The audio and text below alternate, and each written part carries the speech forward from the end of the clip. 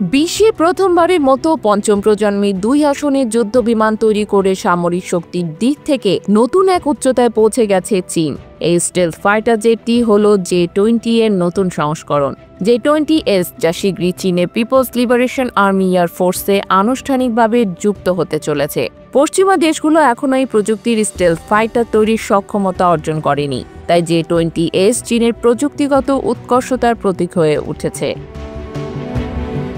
সম্প্রতি চীনের বিভিন্ন সামাজিক মাধ্যমে প্রকাশিত ছবি ও তথ্য বিশ্লেষণ করে যুক্তরাষ্ট্রভিত্তিক সামরিক বিশ্লেষণধর্মী ওয়েবসাইট দ্য ওয়ার জোন ধারণা দিয়েছে এই যুদ্ধবিমানটি এখন পুরোপুরি অপারেশনাল সার্ভিসে প্রবেশের পথে।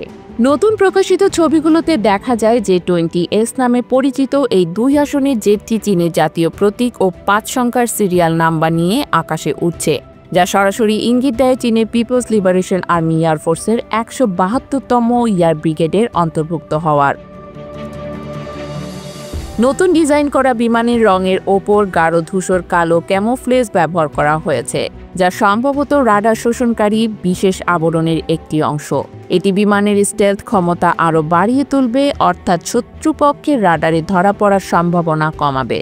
ওয়ার জোনের রিপোর্টের তথ্য অনুযায়ী বিমানটির নাকের অংশে অত্যাধুনিক সক্রিয় ইলেকট্রনিক্যালি স্ক্যান্ড অ্যারে AES এর রাডার ব্যবহার করা হয়েছে, যা গ্যালিয়াম নাইট্রাইড সেমিকন্ডাক্টরের প্রযুক্তির ওপর ভিত্তি করে তৈরি। গায়েন প্রযুক্তির কারণে রাডার কম তাপ উৎপাদন করে, উচ্চ ভোল্টেজে কাজ করতে পারে এবং অনেক বেশি শক্তিশালী সিগন্যাল পাঠাতে সক্ষম, যা আকাশযুদ্ধের জন্য এক বিশাল সুবিধা। তবে প্রযুক্তিগত দিক থেকে সবচেয়ে গুরুত্বপূর্ণ হলো এটিতে 2টি সিট ব্যবহার করা হয়েছে, যেখানে দ্বিতীয় আসনের ক্রু লোয়াল উইংম্যান সহযোগী ড্রোন নিয়ন্ত্রণ করবে। এই ড্রোনগুলো বিমানকে সহায়তা করবে শত্রুপক্ষের রাডার ও প্রতিরক্ষা ব্যবস্থা ধ্বংস করতে।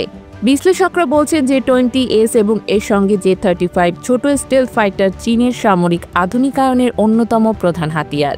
এই বিমানগুলো চীনের আকাশযুদ্ধের সক্ষমতাকে নতুন মাত্রায় নিয়ে যাবে এবং আন্তর্জাতিক সামরিক ভারসাম্যের ক্ষেত্রে গুরুত্বপূর্ণ প্রভাব ফেলবে।